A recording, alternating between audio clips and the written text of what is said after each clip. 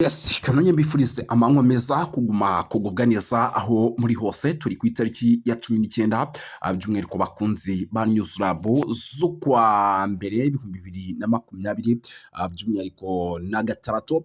Birumvikana n'amakuru agezweho arebana n'umutekano, politike na diplomasi tugiye kuba tubapodatinga tubabwira uko situation ihagaze mu bice bigiye bitandukanye.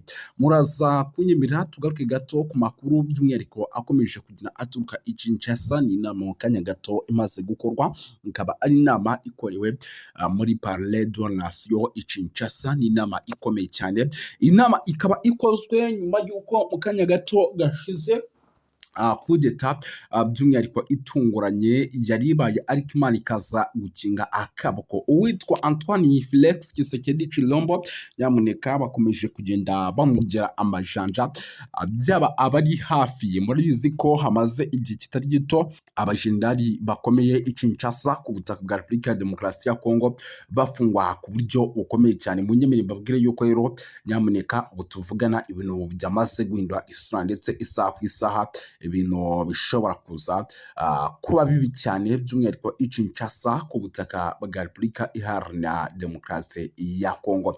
Impamvu babwira ibi ni uko nyamuneka urugo rwitwa Antoine Felix Tshisekedi Tshilombo rwaraye rwongeye rwose kuzengurwa cyangwa se kwatakwa.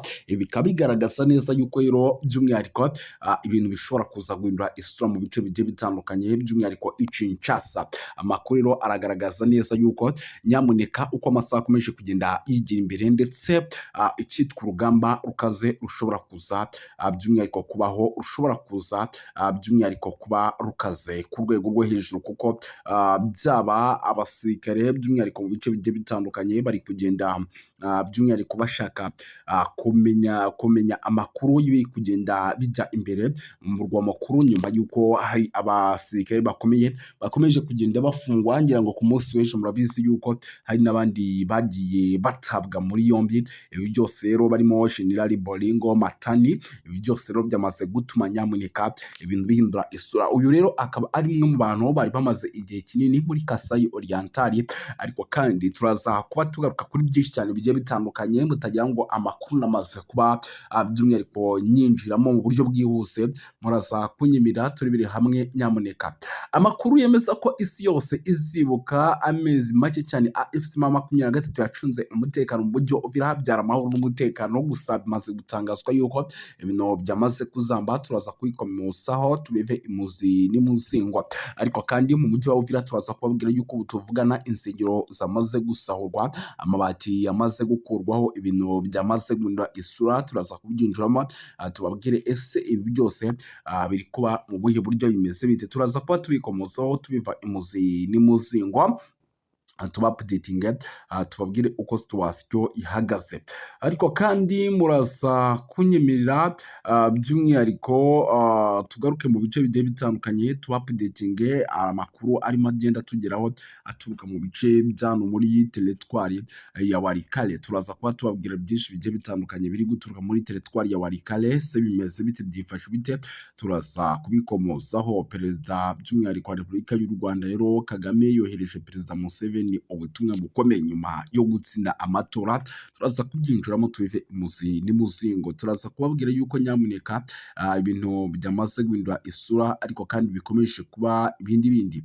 Abasirikare b'u Burundi bagera kuri 500 bari guhigwa bukware, nyuma y'uko bivugwa ko bamwe boherezwa ku butaka bwa Repubulika ya Demokarasi ya Kongo, ariko bakaba baraturutse. Mu gihe kandi impungenge ari zose ku mutekano, by'umwihariko mu bice bigiye bitandukanye byo mu misozi miremire y'iminembwe, kuba abazalendo zo zamaze kuba zinjira mu mujyi wa Uvira. Ntago ibyo turi bubitindeho, ahubwo munyemerere babwire yuko nyamuneka inkuru zikomeye ziri kugenda zigaragaza ko mu bice bigiye bitandukanye, by'umwihariko byano muri teritwari ya Masisi, icyitwa umutekano ushobora kuza kuba wazamba ni mu ntara ya Kivu y'Amajyaruguru. Impamvu babwiye ati umutekano ushobora kuza kuba wazamba nuko ubu tuvugana nyamuneka mu bice bigiye bitandukanye ivumbi ryamaze gutumuka ndetse icyitwa ibitero bikomeye cyane bikomeje kugenda bibaho ku rwego rwo hejuru. Izo zose ni zimwe mu nkuru zikomeye turaza kuba dukomozaho, ariko kandi tuva imuzi n'imuzingo turaza kugaruka kuri byinshi cyane bigiye bitandukanye muri rusange. Nyuma ya duhe twinjira mu makuru mu buryo bwihuse cyane, ni ukuvuga ngo abasirikare b'igihugu cy'u Burundi barenga 500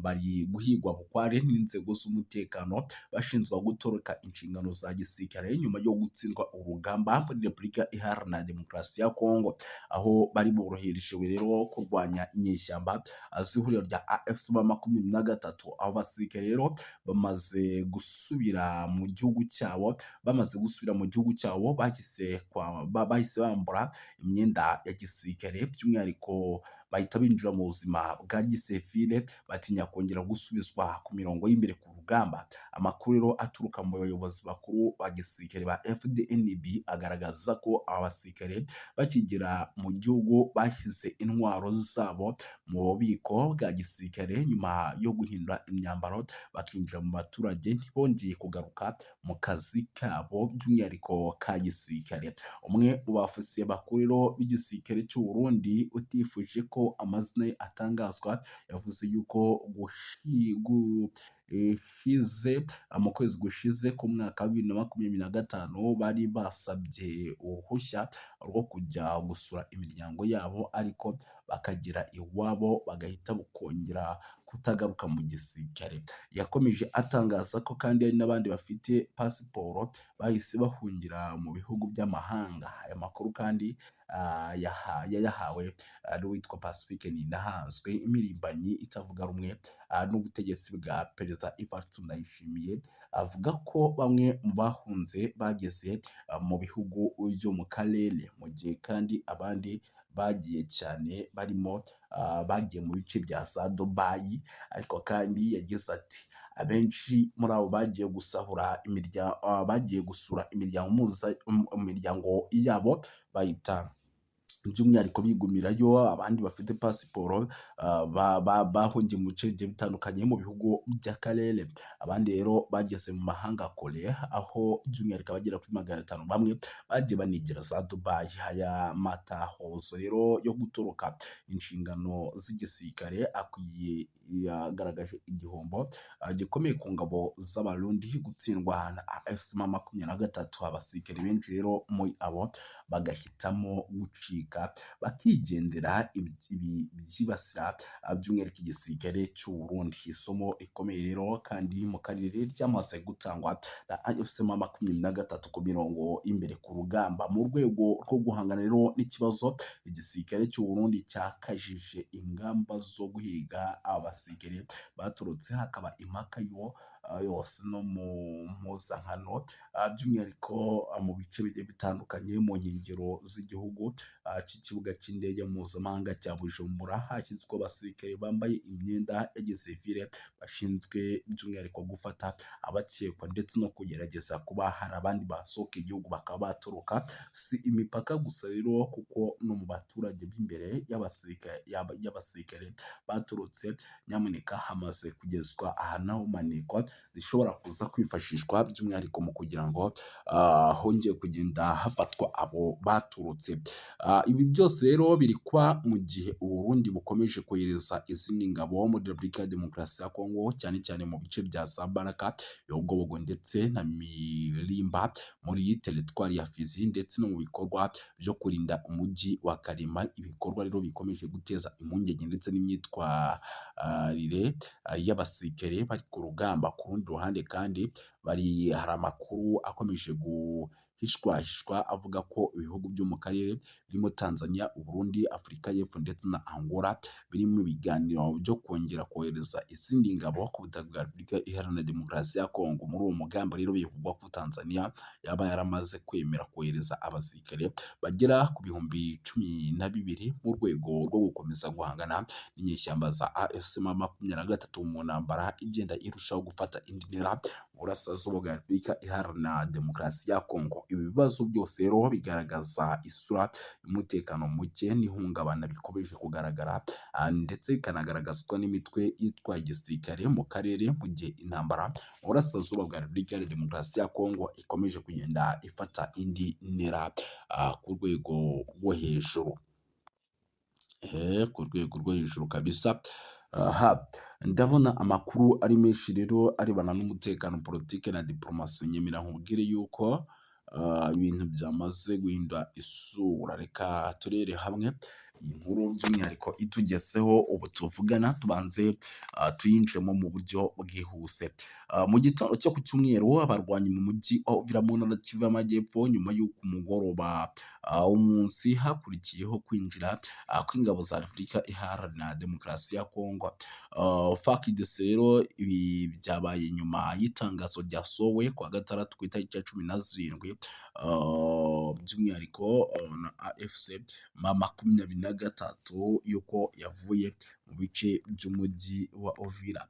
Abaturage rero bo muri uyu mujyi bemeje ko biboneye n'amaso yabo aho babonye abarwanyi ba Wazalendo binjira mu mujyi wa Uvira. Ubwo ntibiri guhakanwa ku Wazalendo zaba zitinjiye mu mujyi wa Uvira, bakurikirwa rero n'abasirikare ba FARDC by'umwihariko nabo binjiye masaha ya nimugoroba. Amashusho rero yakwirakwiye ku mbuga nkoranyambaga agaragaza ko abarwanyi bakiriwe na bamwe mu baturage, nubwo hari n'amashusho by'umwihariko yerekana ibikorwa by'ubusahuzi bikomeje kugenda bifata indi ntera. Guverineri w'intara ya Kivu y'Amajyepfo rero ugenzurwa na Jean-Jacques Sadiki uri Bujumbura aho yahungiye, yatangaje ko ubuyobozi bufite amakuru yizewe agaragaza ko hari abarwanyi ba M23 basigaye muri Uvira, bamwe bambaye imyenda ya gisivili ariko bitwaje intwaro. Yagize ati kurinda ibikorwa byose by'urugomo, cyane cyane ngo rwo kwihorera, ibyo nibyo bishobora kuza by'umwihariko gukorwa. Umwe mu bayobozi rero by'umwihariko b'intara wakoreraga muri Uvira, ubu ari Kalemi, yavuze ko yemeje ayo makuru y'uko Wazalendo basubiye muri uwo mujyi wa Uvira, ariko kandi ngo bategereje amabwiriza aturuka ku bayobozi bakuru kugira ngo hafatwe icyemezo cyo gukurikira. Yongeyeho kandi ngo ari ngombwa kubanza kugenzura niba umujyi wa Uvira ibyo bavuga ko ari byo na AFC M23 irimo. Avuga ko ari ukuri kuko ngo si ubwa mbere avuze ko aha hantu by'umwihariko batahava neza 100%. Kuwa gatandatu rero by'umwihariko hageze hagati mu mujyi wa Uvira, wenzikanye uko umuvugizi wa AFC M23 yahise asohora itangazo ryihuta rivuga ko mu mutwe wabo wakuye abasirikare cyangwa se ingabo wari ufite mu mujyi wa Uvira, by'umwihariko zose zikaba zavuyemo. Ibyo yahise asohora itangazo by'umwihariko ribigaragaza. Mu ntangiriro rero z'ukwezi kwa 12 AFC M23 yafashe Uvira nyuma y'imirwano ikaze yari imaze iminsi ibera mu bice byegereye Uvira, bigatuma ingabo za leta na Wazalendo n'ingabo z'u Burundi bahungira mu majyepfo. Nyuma y'iminsi rero 5 gusa, uwo mutwe watangaje ko ugiye kuva muri uriya mujyi, basaba byuzuye by'umwihariko ingabo za Leta Zunze Ubumwe za Amerika. Anagaragaza amashusho y'abarwanyi bawuvamo. Icyakora leta ya Kinshasa, Washington bahakanye yuko AFC M23 yaba yaravuye muri uriya mujyi. Bemeza ko societe civile by'umwihariko ngo yabiboneye n'amaso yabo. Kwinjira kwa Wazalendo rero muri Uvira by'umwihariko ku cyumweru nk'uko bivugwa n'abari bahari, byemezwa byuzuye na AFC M23 yavuye muri uriya mujyi, kuko mu itangazo rye uwitwa Lawrence Kanyuka yavuze ko mu gihe AFC M23 yari ifite umujyi wa Uvira, abaturage kandi babaye mu mahoro bakora imirimo yabo nta bwoba, nta bujura cyangwa se ubwambuzi. Yongeyeho yuko kandi nyuma yo kuhava uwo mutwe utagomba kubazwa bizaba mu mujyi wa Uvira, kurinda umutekano by'umwihariko kuko bawusize mu maboko imiryango y'abibumbye ndetse n'imiryango igiye itandukanye mpuzamahanga. Ku mbuga nkoranyambaga rero bamwe mu bayobozi ba M23 bagaragaje impungenge z'uko hashobora kubaho ibikorwa byo kwihorera ku baturage, bikekwa ko nyuma y'uko umutwe wa M23 wavuye mu mujyi wa Uvira bahise bawinjiramo. Kugeza ubu rero nta kiramenyekana ku ngabo za MONUSCO yuko arizo zaba zinjiye mu mujyi wa Uvira kujya kurinda amahoro n'umutekano, ahubwo mu butumwa bwe bwo gusoza Guverineri Pelosi yongeye gushimangira ko ubuyobozi bw'intara bwasubira mu mujyi wa Uvira ndetse na Bukavu mu minsi mike iri imbere, anashimangira yuko ibyo by'umwihariko byose byaba ari byo byiza, umutekano ukarushaho kugenda by'umwihariko ukomeza muri rusange.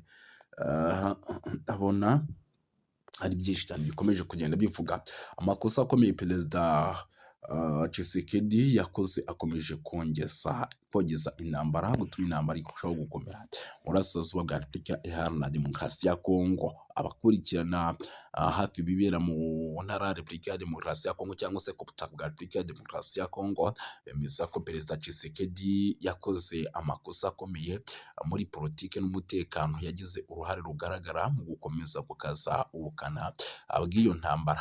Nubwo aya makosa rero ari menshi, hari atatu akurikwaho agarukaho cyane yagize ingaruka zikomeye ku mahoro arambye ku mutekano ku butaka bwa Repubulika ya Demokarasi ya Kongo. Ayo makosa ni uguhagarika ibiganiro by'amahoro byabaga mu ibanga hagati ya Repubulika ya Demokarasi ya Kongo n'umutwe wa M23 i Kinshasa, guha Burundi urubuga rwo gukoreramo ibikorwa bya gisirikare by'umwihariko ku butaka bwa Repubulika ya Demokarasi ya Kongo mu kurwanya abanzi barwo, mu gihe u Rwanda rwashyize ku ruhande nubwo rufite ibibazo by'umutekano ndetse n'imvugo zikakaye za perezida yagiye agaragaza zirimo n'izo kwemeza ko yiteguye gushyigikira imigambi yo gukuraho ubutegetsi bw'u Rwanda.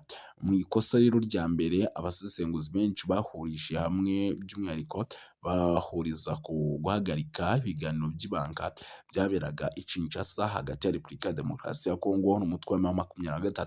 Kuva rero Perezida Tshisekedi yajya ku butegetsi mu mpera z'umwaka wa 2019, aribyo byabaye mu ntambara nibyo bikomeye byabaye mu ntambara ya M23. Imbaraga n'ubukana by'umwihariko byamaze mu mwaka wa 2021 ubwo ibiganiro byahagaritswe nyuma y'uko ubutegetsi bwa Kinshasa bwemeye inama z'abantu bamwe bafatwa nk'abahezanguni barangwa n'urwango rudafatika, bavuga ikinyarwanda cyane cyane abatutsi, bavuga ko abarwanyi ba M23 na leta ya Kinshasa bamwe barengera abandi bagashaka kubivugana.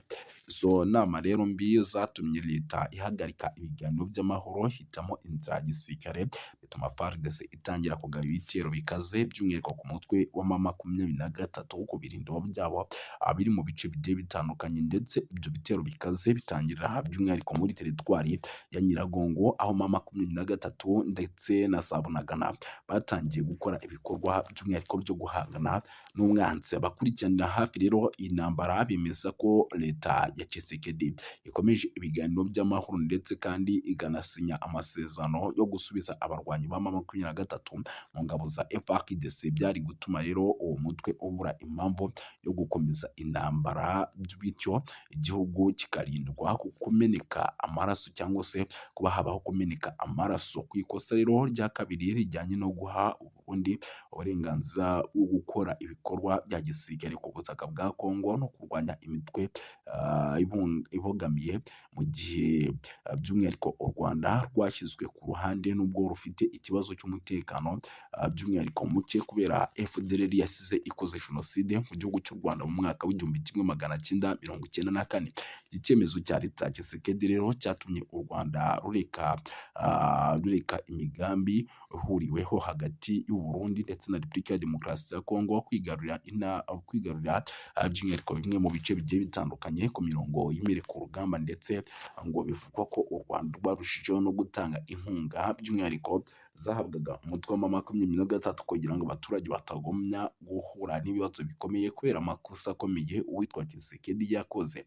Ikosa rero rya gatatu rijyanye n'imvugo za Perezida Tshisekedi zagiye zigaragaza ubushake bwo gushyigikira abashaka gukuraho ubutegetsi bw'u Rwanda. Iryo ngiryo ryateje ikibazo gikomeye cyane ku mirongo y'imbere ku rugamba, bituma nyamuneka ibintu birushaho kugenda bikara ku rwego rwo hejuru. Icyitwa imiripuko itangira kugenda ifata indi ntera mu bice bigiye bitandukanye, byatumye urugamba rukomeza kugenda ruba amagasa mu bice byo mu ntara ya Kivu y'Amajyaruguru ndetse n'intara ya Kivu y'Amajyepfo. Ubu tuvugana hari n'imirwano ikaze ikomeje guhuza n'ubundi mutwe wa M23 ndetse n'ingabo za Repubulika ya Demokarasi ya Kongo.